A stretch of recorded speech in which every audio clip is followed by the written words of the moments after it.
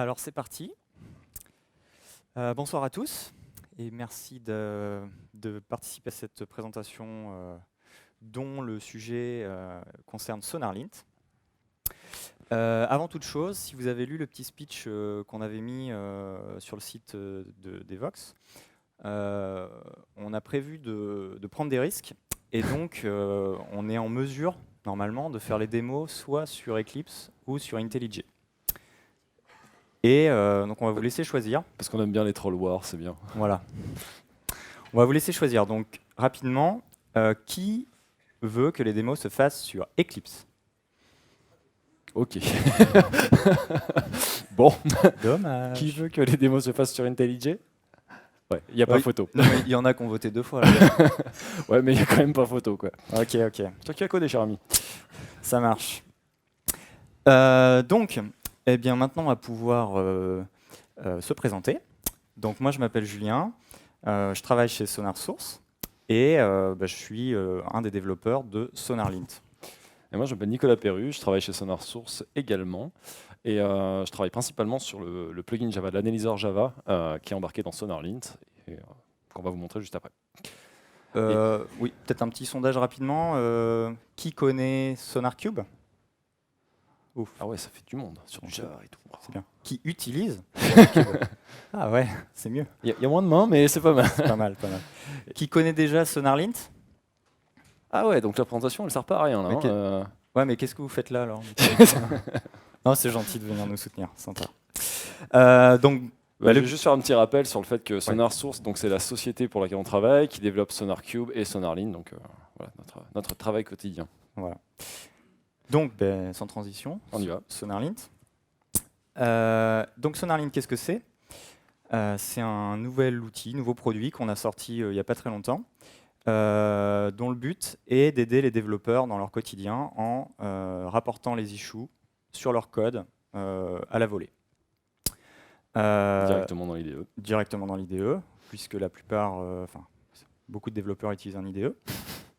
Donc peut-être qu'il y aura SonarLint pour VI un de ces jours, mais c'est pas encore fait. Mais pour qu'on soit tous alignés sur ce dont on parle, qu'est-ce qu'on entend par problème de qualité? Alors, on va juste préciser un tout petit peu. Donc, en tant que développeur d'un analyseur, je vais expliquer. Ce qu'on développe chez SonarSource, c'est des analyseurs statiques de code. Ça veut dire quoi? Ça veut dire que on n'est pas en train de développer quelque chose où on va exécuter du code. On n'est pas sur un agent de JVM, on n'est pas sur du test unitaire ou de l'instrumentation de code, etc. On est vraiment en fait d'analyse statique, c'est-à-dire qu'on prend le code source et on regarde comme si, c'est un fichier texte bien structuré et on regarde à partir de ce fichier en fait. Si on peut trouver des problèmes potentiels et les rapporter aux développeurs, vous les rapportez pour que vous puissiez les corriger le plus rapidement possible, à éviter les bêtises. Tout à fait. Alors donc du coup, on va passer à la démo. Pas besoin de slide. Comme vous avez choisi Eclipse, donc c'est un très bon choix, nous allons faire du Eclipse. Donc on a évidemment prévu de vous montrer SonarLint en action sur du code Java. Mais dans un premier temps, ce que je voudrais, c'est faire un petit aperçu des différentes fonctionnalités de SonarLint. Et du coup, là, on va pas se concentrer sur les règles en elles-mêmes. Donc je me suis dit, quoi de mieux que de prendre un autre langage que Java, genre JavaScript. Tous les développeurs Java font du JavaScript un jour. Ouais, puis parce qu'il y a plein de problèmes dans JavaScript, donc au moins on avait des issues à montrer. Donc, SonarLint, c'est un plugin IDE pour IntelliJ, pour Eclipse, pour Visual Studio, mais ça vous intéresse sûrement moins. Vous l'installez depuis, alors pour Eclipse depuis le Marketplace, pour IntelliJ depuis le repository de plugins officiel de JetBrains. Vous l'installez, vous redémarrez votre IDE et voilà, ça marche. Et ça marche comment? Donc, les analyses vont se déclencher principalement de 2 manières. La première manière, c'est quand vous ouvrez un fichier. Donc là, typiquement, je viens d'ouvrir un fichier JavaScript sur un projet. Et j'ai déjà des choses qui s'allument. Et sinon, quand on va taper du code aussi, à certains moments, les analyseurs vont se déclencher. Voilà. Alors, si on regarde un petit peu ce que ça donne, j'espère que ça se voit bien. Donc, on a les problèmes SonarLint qui sont rapportés dans Eclipse sous forme de petits petit soulignement bleu. Alors donc je ne suis pas expert en JavaScript, mais bon, on a quelques erreurs un peu triviales. Là typiquement on a fait un copier-coller de boucle imbriquée et au lieu d'incrémenter J, on incrémente I. On a aussi tous les to-do qui sont rapportés puisque typiquement ça peut être un oubli et donc une cause de bug. Le risque reste limité sur un to-do quand même. Oui. Bon, disons une fonctionnalité manquante. Bon, et après, on a des règles un petit peu plus avancées où on commence à essayer de trouver des vrais problèmes potentiels. Donc en JavaScript, on n'a pas vraiment de typage, mais là, en se basant sur le nom des variables et des arguments d'une fonction, enfin des paramètres d'une fonction, on est capable là de voir que les paramètres ont été switchés lors de l'appel de méthode. Donc on ne va pas s'éterniser sur les règles JavaScript.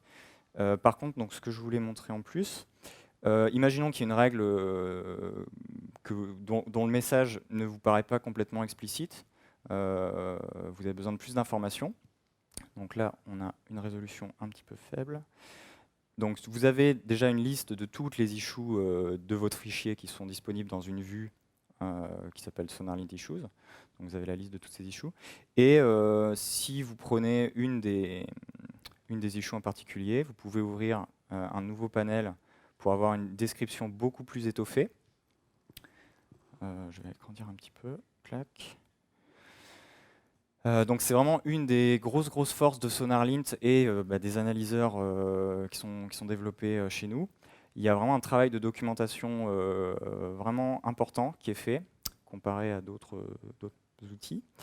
Donc vous allez avoir vraiment une description assez complète. Donc là, c'est une règle un peu simple, donc il n'y a pas non plus 10 000 trucs. Mais donc vous avez des exemples de code non corrects et des exemples de code corrigés. Donc bon, si on regarde les autres règles, vous voyez que c'est le même principe partout.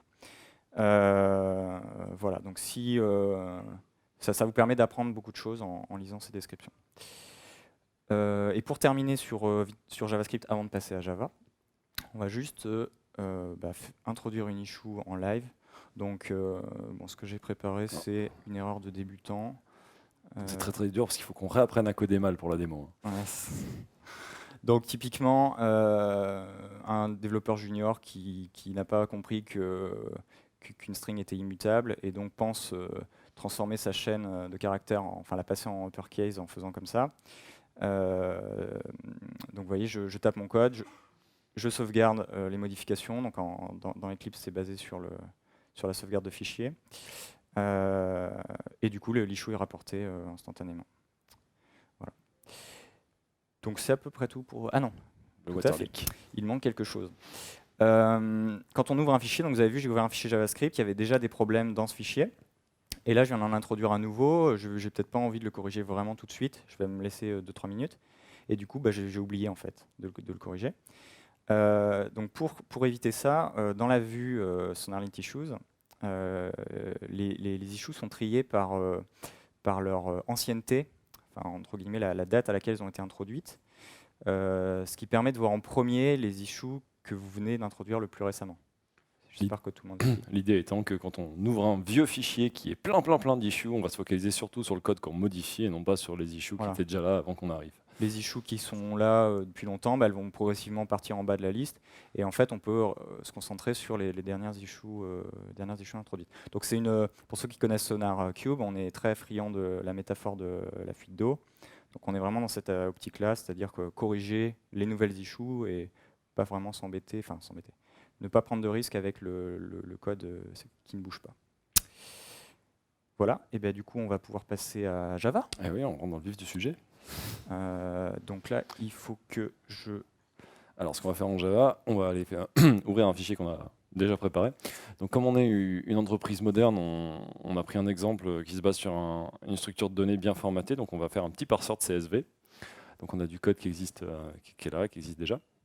Donc, si tu arrives à voir un tout petit peu plus. Ouais. Alors, on a cette petite méthode là qui s'appelle TotalWeight, qui fait quelque chose de très compliqué, qui prend en input une string qui est au format CSV et qui calcule la somme sur la troisième colonne. Pourquoi ? Parce que Là, ce qui est intéressant de voir, c'est la chose suivante. C'est qu'en fait, on a des tests de nullité au début de la méthode, où on va dire, bon, ok, si jamais la string elle est nulle, alors hop, on retourne, etc. Et puis après, si elle est vide, on veut avoir 0 aussi comme résultat. On n'a pas de null pointer, on a mis tout. Et là, ce qui est assez intéressant, c'est de voir que la variable qui est passée en entrée, en fait, bon, si elle est nulle, on sort de la méthode. Donc en fait, le deuxième test, et donc c'est ce qui est highlighté par SonarLint, le deuxième test, il sert absolument à rien. Et en fait, là, l'analyseur Java qui est derrière, donc via SonarLint qui lance l'analyse, etc. Là, l'analyseur Java est capable de dire, OK, en fait, cette condition-là, elle sert absolument à rien, elle est toujours vraie. Donc il y a potentiellement un problème ici. Donc là, en l'occurrence, c'est du dead code, donc bah, on peut l'enlever. Ça sert absolument à rien. Mais ça pourrait ne pas être du code mort. Ça pourrait effectivement être une condition qui est toujours évaluée vraie. Alors là, le cas est un petit peu trivial, mais on sait gérer des cas où on va avoir des réassignements, on va avoir des flows un peu plus complexes, etc. Et donc, typiquement, SonarLint permet de voir ça. Déjà, j'ouvre le fichier, là, il y a un truc, quelque chose qui est toujours vrai, une condition qui est toujours vraie, c'est un peu bizarre. Ce qu'on va faire maintenant, on va essayer de coder, d'améliorer ça un petit peu, parce que ça, c'est bien gentil, mais on va extraire ça dans une méthode. Donc, on va faire puisqu'on va faire pour simuler ça, on va faire du Stack Overflow Driven Development. Donc, on va copy-paster depuis Internet. Donc, en fait, c'est la méthode qui est commentée juste au-dessus. Donc, ce que je te propose, c'est ça, c'est de dire justement, on va vérifier que la string, elle n'est pas vide. Donc on va récupérer une petite méthode sur le web, etc. Donc, on va laisser Julien coder. C'est bien d'avoir choisi Eclipse. Plus facile pour moi. Alors, est-ce que j'ai pas oublié une accolade ici, genre là, clac, et là, du coup, et donc, voilà, je commande ce truc. Voilà, cette méthode qu'on vient de copier-coller d'Internet. Mais on a préparé un peu. Voilà. Ah, mais mon Dieu, il y aurait une issue dans cette méthode. Oui, alors j'ai dû faire, oui, c'est pas is not empty, c'est is not Ah oui, non, blank. on va Voilà. essayer de... On n'a pas assez bien préparé, du coup. Et donc on s'aperçoit que là, cette méthode qu'on a copiée, elle a une issue. Alors qu'est-ce que c'est que cette issue? Une null pointer pourrait être lancée à cet endroit. En fait, en analysant un tout petit peu plus, si on réfléchit, on regarde que la string est différente de null. Donc si elle est différente de null, la condition est vraie et on sort. Mais donc si elle est nulle, on va exécuter la deuxième partie du OR et on va avoir une null pointer. En fait, il y a une petite étourderie dans cette méthode. Quelle surprise! C'est pas le bon opérateur, c'est un et qu'on veut ici en fait, c'est pas un or. Et donc on voit que juste en corrigeant du coup ce qu'on veut faire, hop, l'issue disparaît, tout est revenu à la normale et nous avons notre superbe programme sans avoir même exécuté quoi que ce soit. On a trouvé une issue et on l'a fixée directement. Un test unitaire l'aurait trouvé. Oui, un test unitaire on aurait trouvé, mais là on n'avait même pas eu besoin de prendre le temps de tourner le test unitaire. Puis des fois on n'a pas toujours les tests unitaires. Non, je peux pas croire ça. ça n'existe pas. Est-ce qu'on peut voir une autre règle du coup? Eh ben, on peut voir une autre règle. Alors, une autre règle intéressante, c'est que maintenant, on va améliorer notre super programme de parsing de CSV. C'est de la haute technologie, hein. J'espère que vous arrivez à suivre. On ne va pas parser une string, on va prendre un fichier en entrée, et puis on va aller lire les lignes du fichier, et puis splitter tout ça. Donc, Julien, je fais appel à tes talents de codeur émérite pour aller lire ce fichier. Alors, on va faire quoi? Un buffer. Alors, c'est pareil, ça pourrait être du Stack Overflow coding. Hop. Ouais, mais on est des vrais, on a montré qu'on s'est tapé du code comme ça. On ne fait pas que du copier-coller. On vient de justifier notre salaire. Donc, on va lire un file reader, tout ça. On va aller lire notre fichier. Clac, clac, clac. Avec une grosse résolution comme ça, c'est super. Clac. Je comprends pas les critiques sur Java qui est verbeux. Donc on va lire la ligne du reader, tout ça. On vérifie que c'est pas nul pour continuer à itérer sur toutes les lignes, tout ça. Clac, clac, clac. Donc là on s'en fiche, ça on s'en fiche, ça on s'en fiche. Ça devrait être... Alors il y a une exception. Oui, il y a l'exception rajoutée. On va la lancer directement sur la méthode parce que nous on n'a même pas peur. Ouais, de toute façon les IO exceptions ça arrive jamais. Ah, bon sang, tu as deux erreurs. Alors regarde, on peut le voir dans le SonarLint issue d'ailleurs. Alors bon, une première erreur, c'est que ce truc-là sert plus à rien. Donc bon, ça, on va l'enlever. Hop, ça, c'est merveilleux. Bon. T'as encore une erreur. Et celle-là est plus intéressante.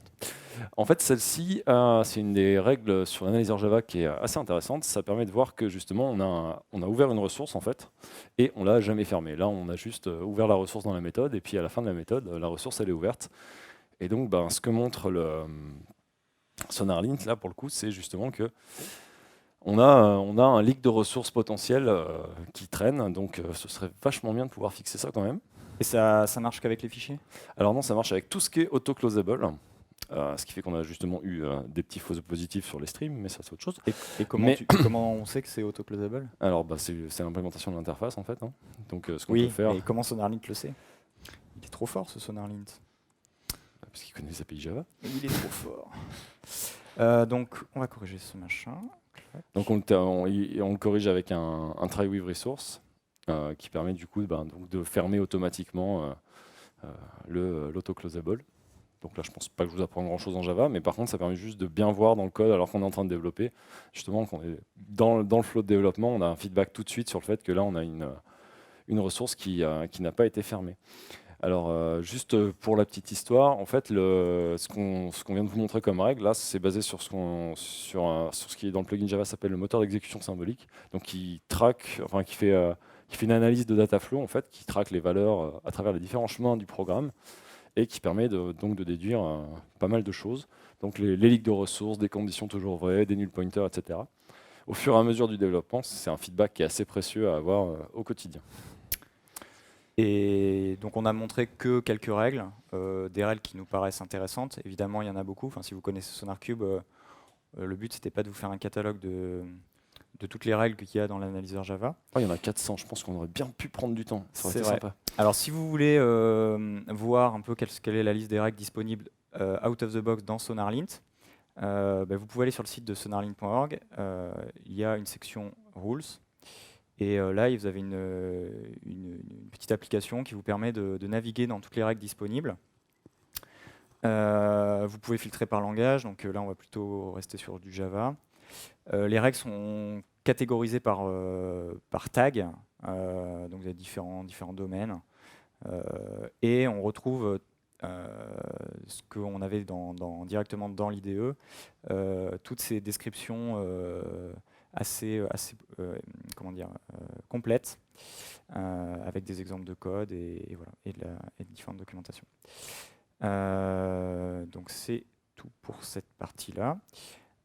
Donc pour finir sur ce truc-là, prochaine étape, on s'attend à ce que vous installiez tout de suite sur vos IDE. Alors tout ce qu'on a vu sur Eclipse marche sur IntelliJ. Hein. C'était pas un coup de poker. Hein. Oui, on avait la même démo sur IntelliJ, donc vous pouvez installer sur votre IDE même. préféré. Donc installez-le, testez-le. Donc c'est open source, c'est gratuit. Donc aujourd'hui 3 langages supportés, Java, PHP et JavaScript. Donc on va pouvoir prendre des questions, là on a quand même pas mal de temps. Mais si vous avez des questions vraiment très spécifiques, n'hésitez pas aussi à venir nous voir au stand SonarSource, stand numéro 13. Et puis, donc, si vous utilisez SonarLint et que vous avez du feedback, donc des idées de règles, ou des règles qui ne se comportent pas comme il faut, etc. Enfin, ou des bugs, ou des problèmes. Des fois, ça arrive pas trop, hein, mais on peut en avoir. Donc il y a un groupe de discussion, sonarlint@googlegroup.com, vous pouvez venir et venir discuter avec nous de SonarLint. On a plein de temps pour les questions? Eh ben, on a juste le temps qu'il faut pour les questions. Cool. On va commencer là.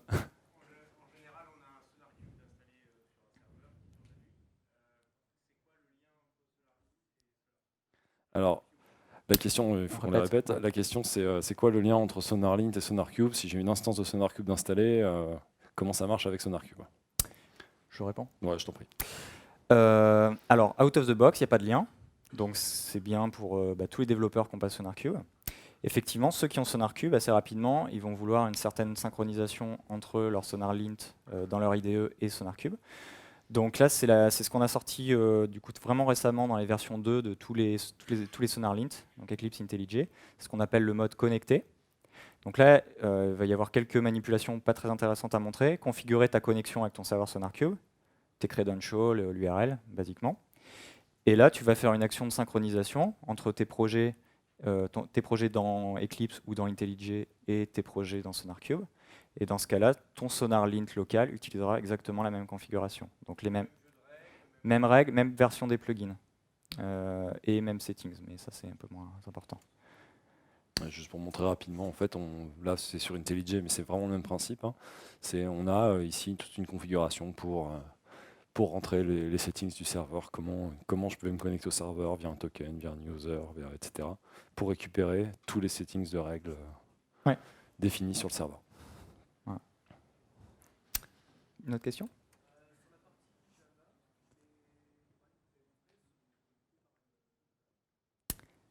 Alors, répète la question. j'ai répété la question. Ouais.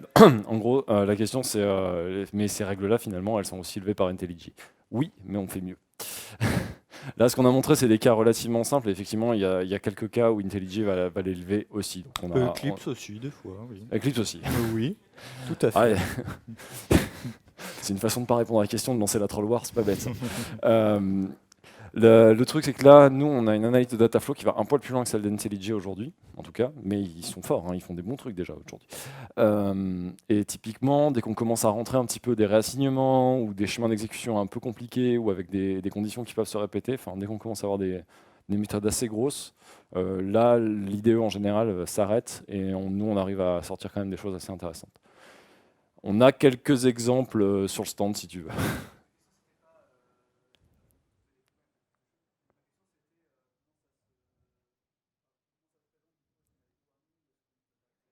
Normalement, les deux warnings vont se lever et puis ça va Pour l'instant, il y a les deux warnings. Ouais, c'est ça. Est-ce que les deux warnings vont se superposer? Pour l'instant, oui. On désactive pas ceux d'IntelliJ. Ça va dépendre aussi de la configuration de ton IDE. Donc tu peux avoir des doublons de problèmes dans IntelliJ dans ce cas-là. Mais dans Eclipse aussi. Merci. On prend la question là-bas au fond.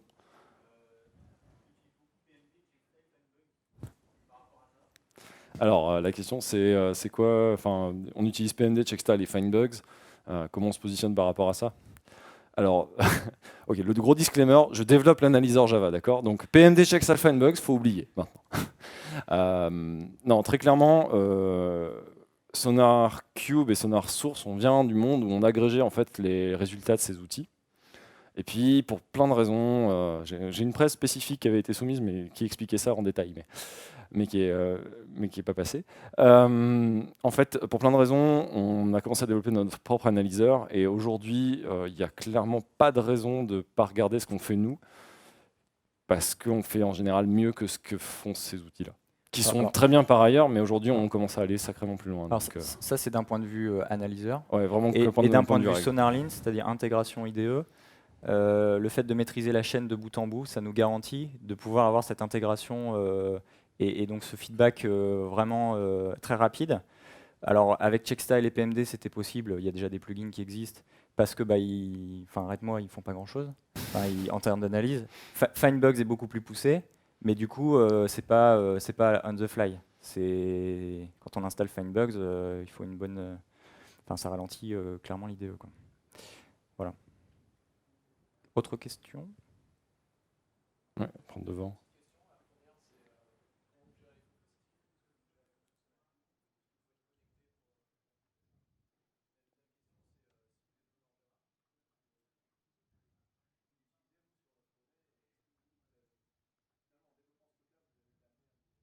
Alors, la première question, c'est comment on gère les faux positifs, et la deuxième question, c'est est-ce que vous l'utilisez vous-même? La deuxième est facile. Oui, alors la deuxième est très simple. Oui, évidemment, et heureusement. Et oui, généralement, en fait, on a du feedback assez régulier. C'est même assez rigolo quand tu développes une règle qui s'attrape elle-même. Et donc la première question sur les faux positifs. Sur les faux positifs. Alors là, il y a deux approches, deux façons de répondre. En mode non connecté, pour l'instant, notre stratégie, c'est de dire les règles qu'on active, on souhaite qu'elles ne lèvent pas de faux positifs. En tout cas, c'est ce qu'on vise. Donc c'est pour ça qu'on n'active pas tout. On active les règles qui sont non controversées, qui ne sont pas spécifiques à certains frameworks, etc. Donc en théorie, elles ne lèvent pas de faux positifs. Si elles enlèvent, sonarlint@googlegroup.com. Bon, il peut y avoir des exceptions, et là, ça va être comme les inspections IntelliJ ou Eclipse, on supporte le @suppress warning et il y a le // no sonar. C'est clairement pas ce qu'on préconise, mais ça existe. Après, en mode connecté, ce qu'on vise, c'est qu'effectivement, si dans SonarCube, sur le serveur, tu marques une issue comme étant faux positif, eh bien, ça disparaît de ton IDE. Qu'elle soit pas levée par SonarLint. Ça aujourd'hui, c'est pas le cas. Mais c'est ce qui est prévu. C'est ce qui est prévu. Pour l'instant, c'est pour des questions de performance principalement. Voilà. Mais ça, c'est ce qu'on vise. Donc en mode connecté, la cible, c'est pas que les développeurs se mettent à ajouter des add suppress warning et partout dans leur code. C'est à répondre à ta question. Ouais. Ça quoi, pardon? Oui.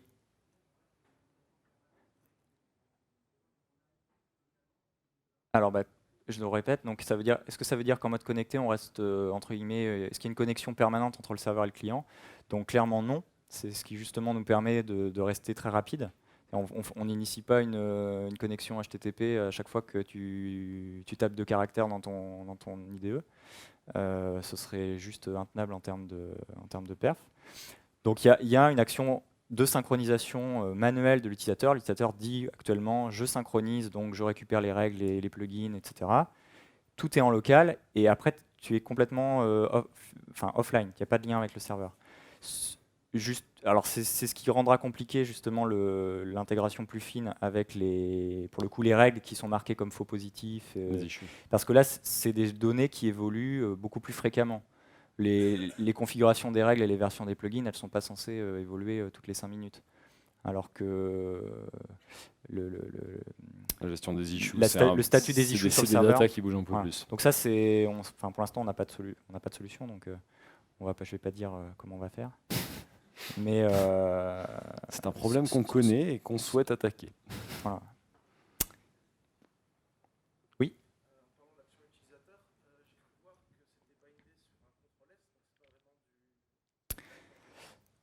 Alors ça, c'est pour Eclipse. Ouais, alors bonne question. Donc je répète. Donc là, du coup, vous avez choisi Eclipse. Donc la démo, effectivement, a montré que les analyses SonarLint sont déclenchées à la sauvegarde.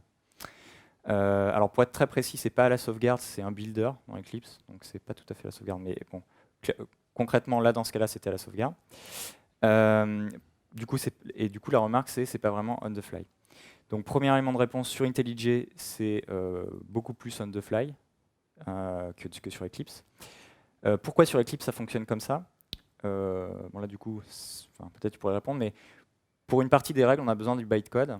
Donc, on est beaucoup plus pertinent en termes de règles quand le code a été compilé. Et sous Eclipse, tu as une compilation à la sauvegarde. Du coup, quand tu sauvegardes, tu as ton point classe qui est mis à jour de manière incrémentale par JDT.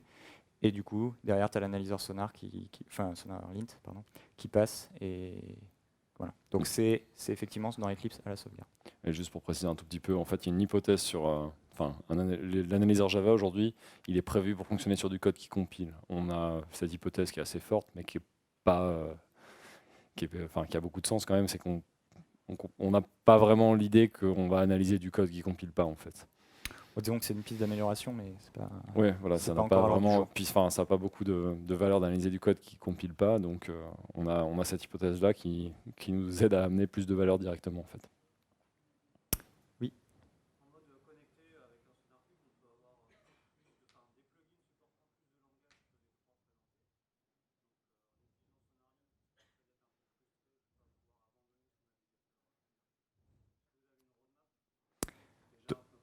Donc la question d'un connaisseur. Aujourd'hui, en mode non connecté, SonarLint support Java, JavaScript, PHP. Les trois plugins développés par SonarSource. Quand on se met en mode connecté, aujourd'hui, on reste limité à ces 3 langages. C'est-à-dire que même si sur le serveur SonarCube, il y a d'autres langages, XML, Web ou machin, ou COBOL, pour l'instant, ils ne vont pas être rapatriés dans SonarLint et ils ne vont pas être exécutés dans SonarLint. Et donc la question, c'était, du coup, on est toujours obligé, en tant que développeur, d'utiliser SonarCube pour ces langages-là. Quelle est la roadmap? La roadmap, bon, c'est pas à la minute près, mais clairement, on veut étendre le support de SonarLint et l'ouvrir à d'autres langages. la problématique, c'est qu'on ne veut pas non plus que, en faisant ça, les gens aient une mauvaise expérience. C'est-à-dire qu'en téléchargeant tous les plugins de la Terre et en essayant de les exécuter, l'IDE devienne lent, parce que là, on aurait un rejet. Si vous avez d'autres questions, venez nous rejoindre sur le stand, et ce sera avec plaisir qu'on y répondra. Merci à vous. Merci à vous.